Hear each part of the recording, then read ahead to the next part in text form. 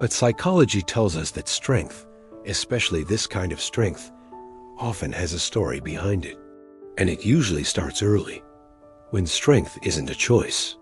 Most people don't become the strong one by accident. They become strong because, at some point, they had no other option. Maybe emotions weren't welcomed in your environment. Maybe someone around you is struggling, and you learned to stay quiet so you wouldn't add to the burden. Maybe you learned early that being reliable mattered more than being cared for. So you adapted. You learned how to stay composed, how to handle things on your own, how to keep going, even when you were overwhelmed inside.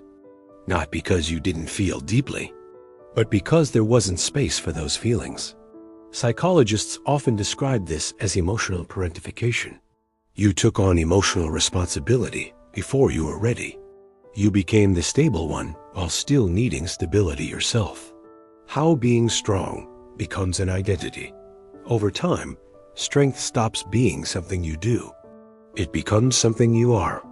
You're the one who listens, the one who supports, the one who figures things out. People come to you with their problems. They trust you. They depend on you. And you become very good at holding everything together. But here's the part most people don't see.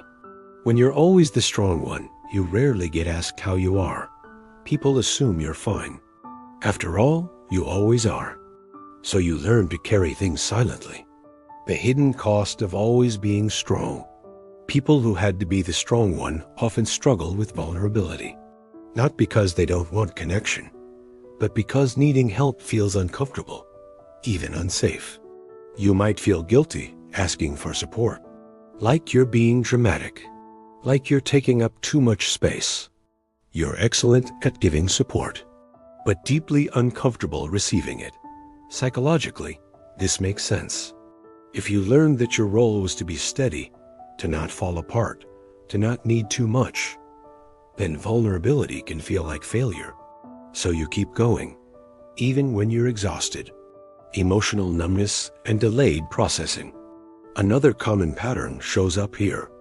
People who had to be strong often don't feel things right away. They stay functional in the moment, calm during crisis.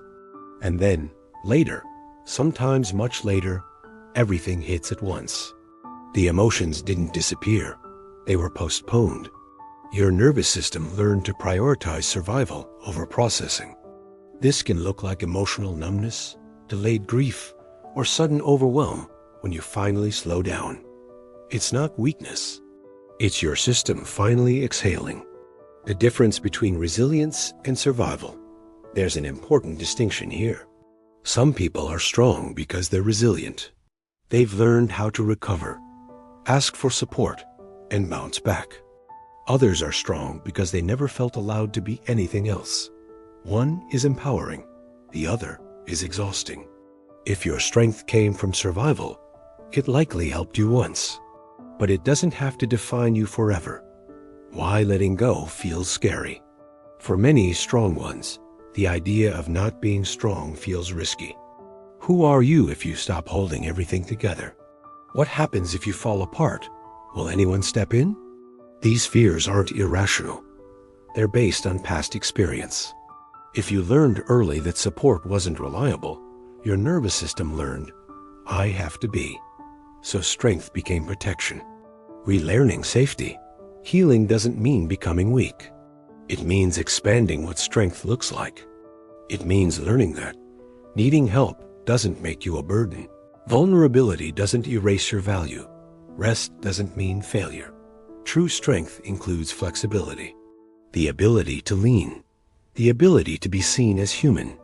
Often, the most difficult step for the strong one is letting someone else show up. You're not broken. If this resonates with you, there's nothing wrong with you. Your strength made sense.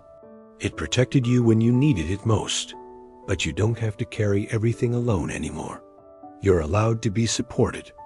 You're allowed to have needs. You're allowed to be more than the one who handles it. Closing reflection. So ask yourself this. Were you always strong because it empowered you, or because you never felt safe being anything else? Let me know in the comments. And if this video felt a little too accurate, the next one will explore another role many people grow into without ever choosing.